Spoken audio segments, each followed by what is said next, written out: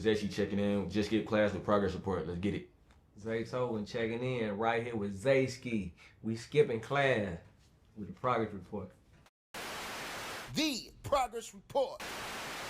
Okay, what's going on? It's your girl Lalaa Shepard. This is a new episode of Skipping Class presented by the Progress Report. Man, I am honored today. Man, we got the legend himself, Mr. Zaytoven. You know, you've been supporting the Progress Report for so long, and the fact that this is your first time coming to the studio is actually crazy. But thank you for being here. And young Zayskii, man, it's a pleasure to have you here as well. I was telling you, you know, we met at the Money Man listening event. And I think my first thing was just like, damn, he tall. Because, you know, just following Zaytoven for so long, we seen you post him. But I'm like, damn, he tall. So, you know, thank y'all for being here, man. So, how y'all feeling? We feeling good. Feeling real good. Yeah, I love what y'all got going on, man. The legacy continues. Zay, I know you are beyond proud just being able to just live in this moment. But, man, I love this. So, you know, talk about being the firstborn son, man, and, you know, just being the son of Zaytoven. How was that for you growing up? It's a gift and a curse. I'm sure. You know? I'm sure. Everybody want to be friends with me. Oh, yeah, your dad's famous. Yeah. But then, you know, it's kind of hard to determine who really rock with you because, you know, people will rock with you just because you popular or you got money or just because you know how that jump be. But, no, it's amazing growing up as him being my dad and watching him do what he do because that's why I am what I am now. 100%, man. The importance of family. One thing that you always have been, you know, just pushing that, just family, man. And I see what you say. You got a girlfriend too. You know what I mean? So just talk about learning love. The great example of love directly from your parents.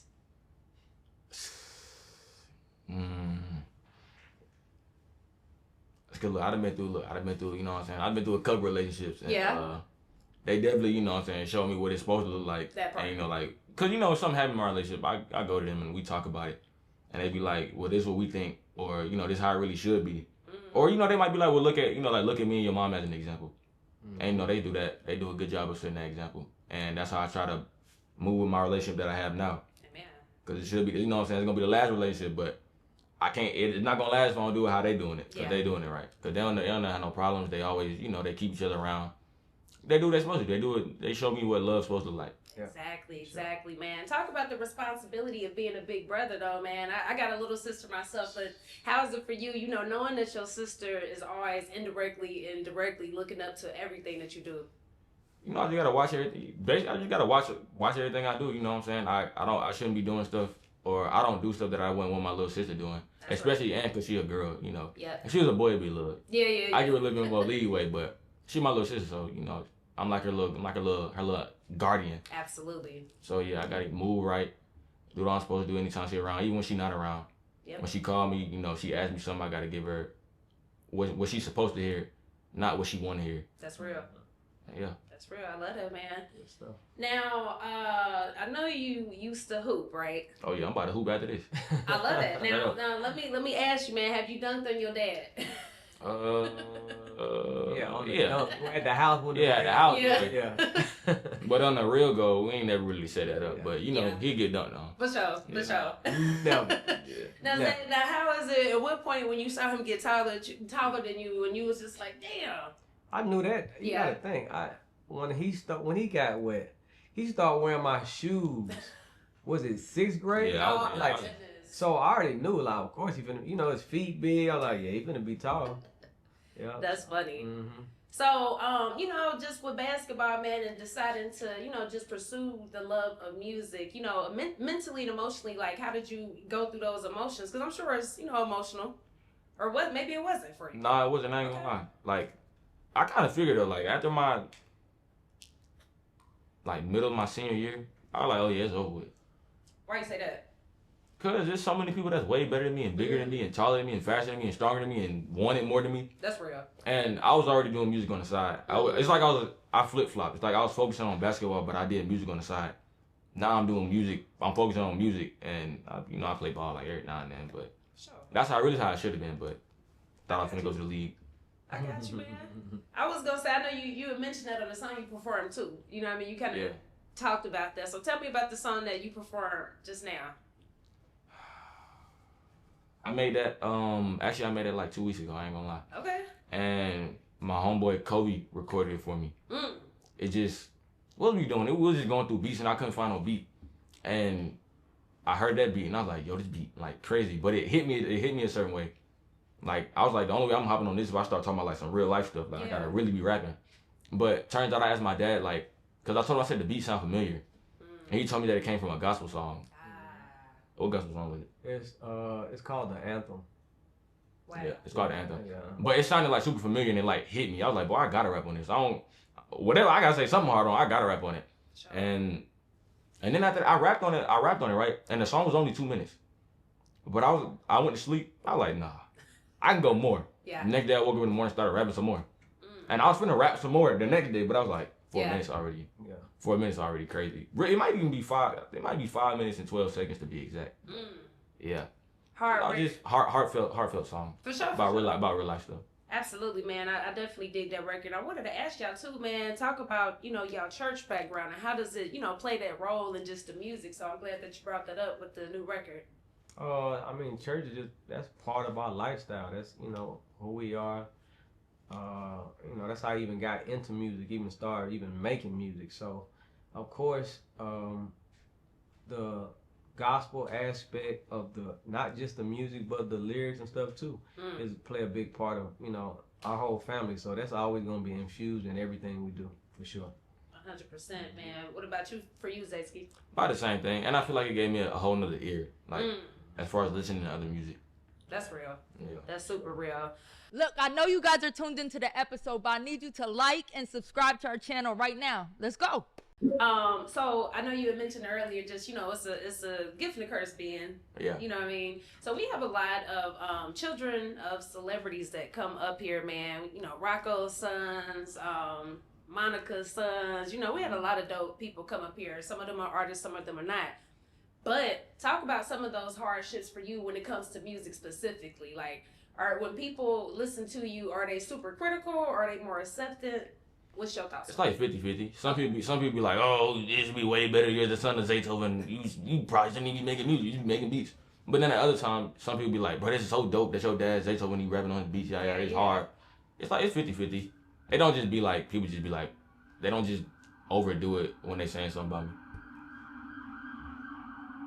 That happens at least once every interview. Yeah, this is normal. Crazy. Yeah, this is normal. Go ahead. Well, yeah, I mean, that's about it. That's pretty 50-50. Okay. Now, and Zay, for you, man, how is it if you do see a negative or a not so positive comment? Like, what's your mindset and how do you, talk to your son about, like, man, listen, it's the game. That's what I tell him. I tell him it's the game because I remember every song I did or every artist I worked with was only negative comments. It was never good comment. Like with Gucci, it's nothing but negative comments. I remember my song So Icy for the first time being played on 106 in Park. And you know how they, say, do y'all like it or don't like it? Everybody like it's trash or this. Wow. I'm like, what y'all talking about? This the biggest song, that's going on right now. But so I'm used to that. And I was telling him, you got to be used to that. And that don't do nothing but bring more attention, make people pay attention. Negative comments really be good to me. Yeah, they are.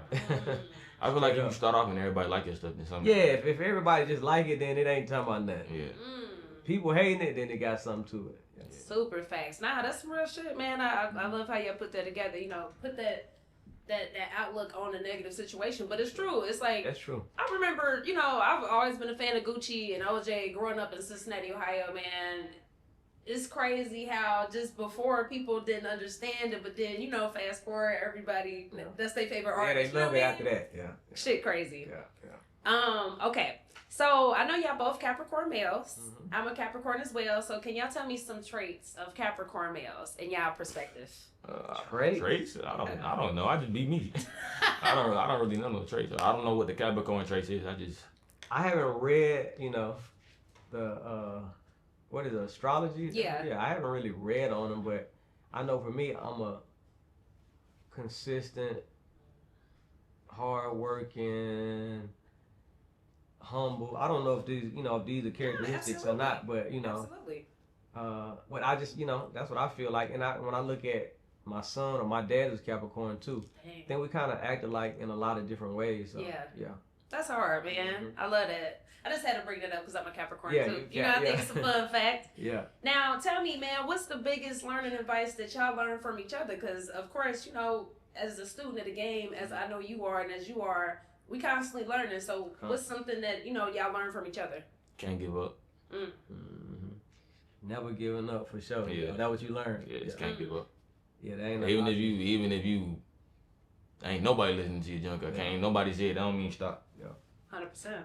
And what I learned from him, I would almost say, what I learned from younger people. Yeah. You know what I mean? Him especially one that I'm not always right. You know how you think you know everything and you know this how it's supposed to go, or this the only way you're gonna get to this point. But then you see him and I'm like, dang, he got to that point, but he didn't do it the way I said it had to be done. So, you know, I learned that for sure. That's real, man. Now, Zayskii, who's some artists that you put your dad on? That's young. Just anybody. Yeah, you put me on. Recently or like? Just all anybody. the time. Anybody. I remember back then I put him on Lil Pump. Okay.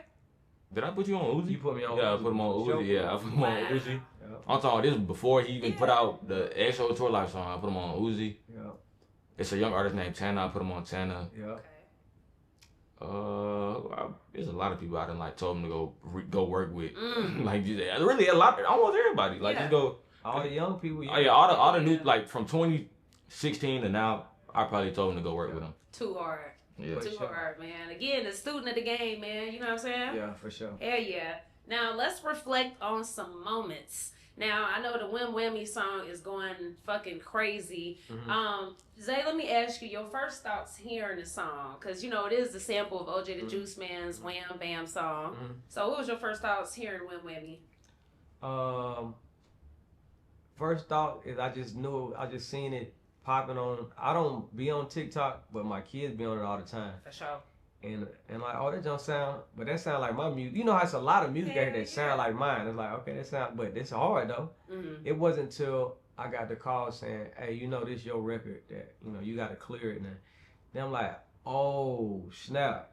So, you know, now it's like, oh, I remember this song now. Because, you know, that was one of the songs that me and Juice did back in the day that wasn't even that popular. It was just, you know, we just did a lot of music together. So, but it's a blessing, man, just to be a part of that, to be, you know, a girl like Pluto, even down to my son, it makes me relevant all over again. And that's the biggest blessing. I had told her that when I talked to her, like, man, you didn't turn me up again. A lot of times people take it as if I'm turning up the younger generation, but really they turning me up. You know, they giving me life all over again, so. That's hard. Yeah. So that's what I'm like. I know you had to approve the sample. Man, for sure. Okay. Now talk about that clearance process though. Like, what does that look like? And give people, artists, tips for just handling samples. Like, say for instance, an artist got a dope record. How do they go about that to get that sample approved? Well, this is like my first time really doing this. I ain't never really done it before. Most of the time, say, even with this song, right? Once I know it's been a sample or something that's used from me long ago, I'm like, okay, let me come in and add some extra little spice or flavor just to make it up to date, current, you know. So that's the type of person I am. Like, I really be wanting to have my hands on. So when they call me about that, I'm like, cool. Let me add a little something, this and that too, just to spice it up from that. You know, that came from 15 years ago.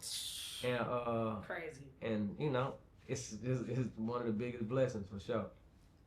Man, I'm so happy, you know, for you and Juice, man, because it's like, man, again, the fact that it's funny, we looking at these records, like, these are songs that people didn't even realize, like, man, and just to see it now, this is so dope. So can y'all talk about the video shoot experience? I know you was there too, so, and then we had Sexyy Red there. Man, listen.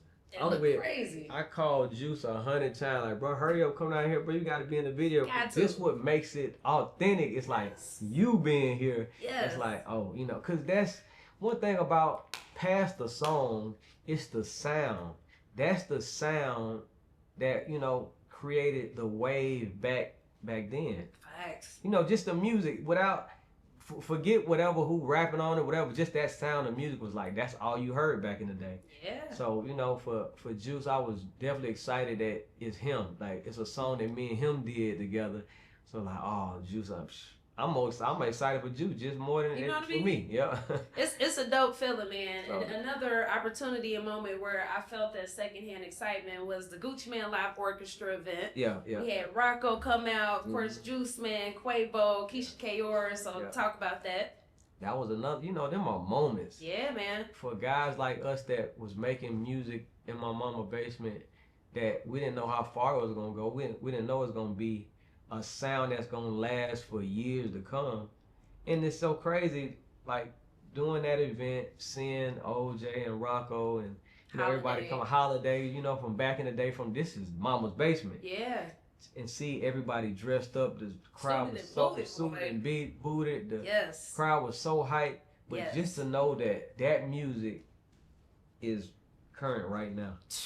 Like the hottest thing going right now. Too hard. Few more moments, man.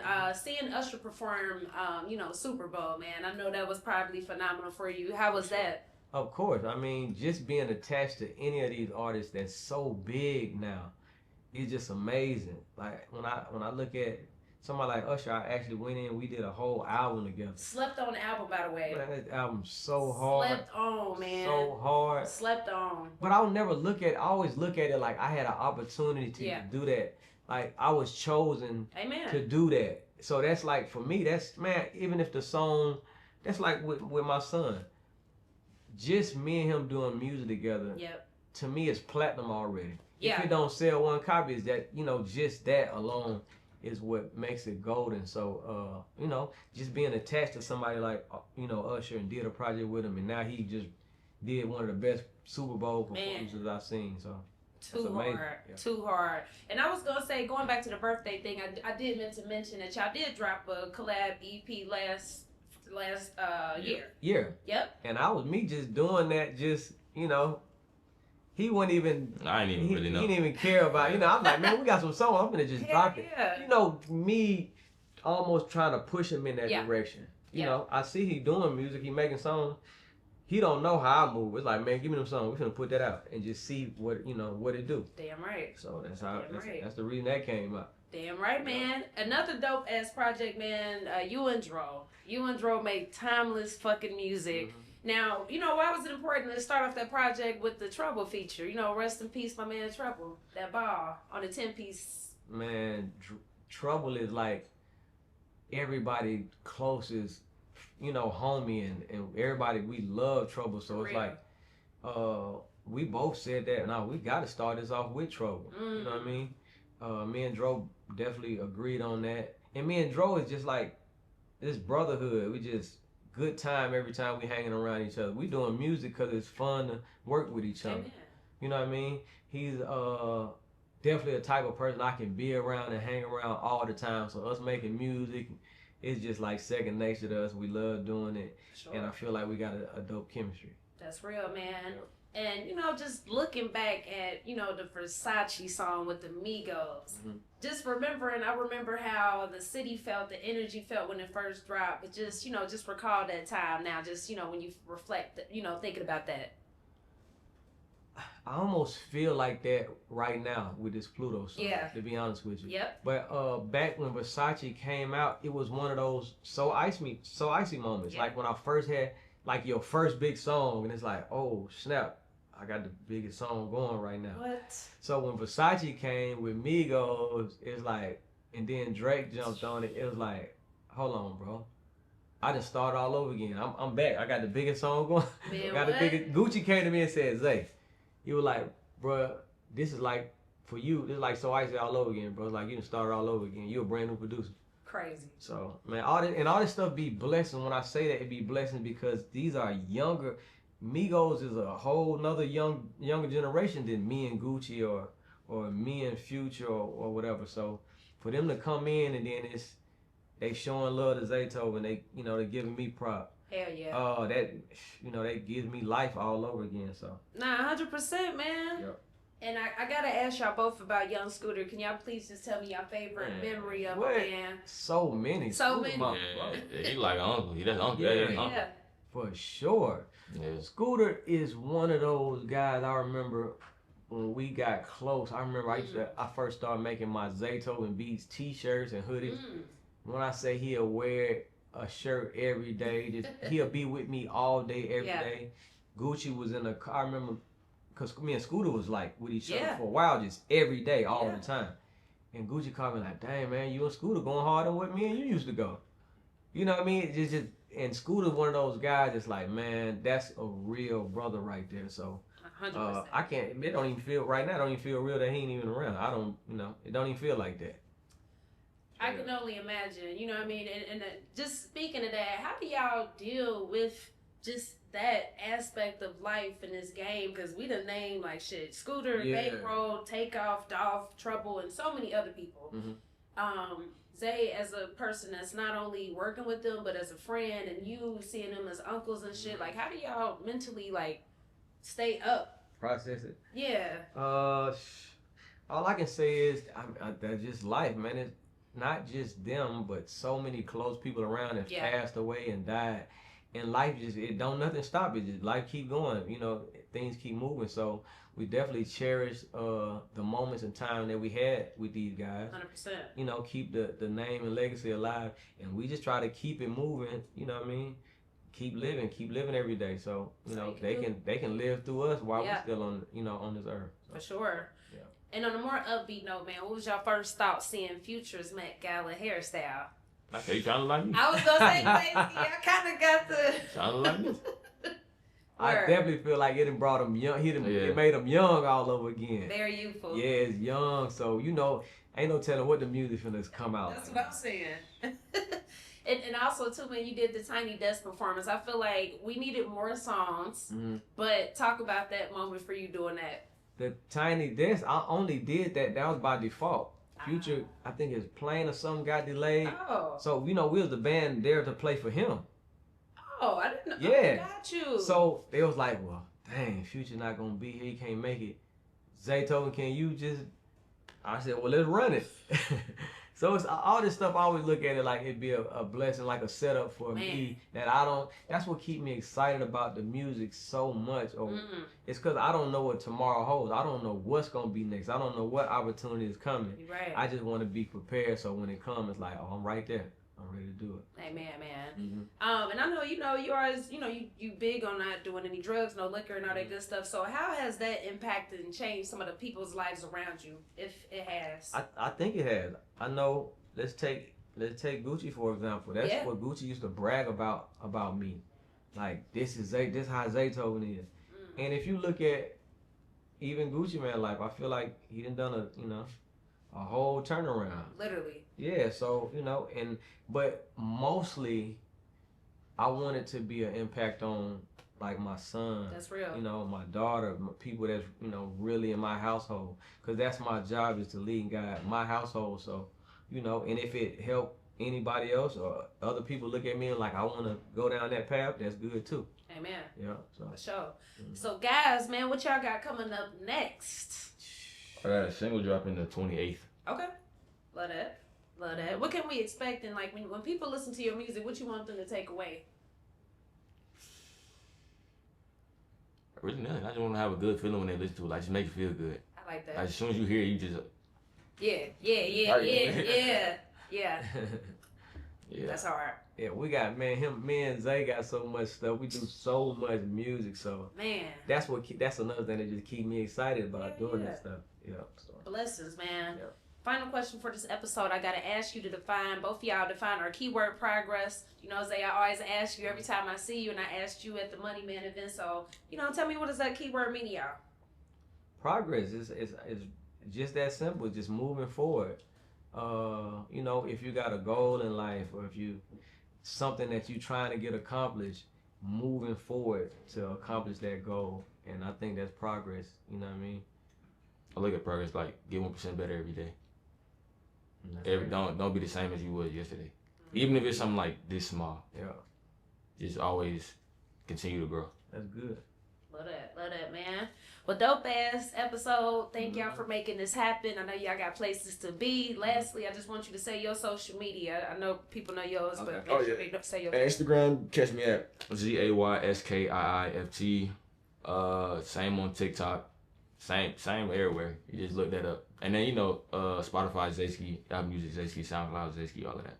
For sure. The Progress Report.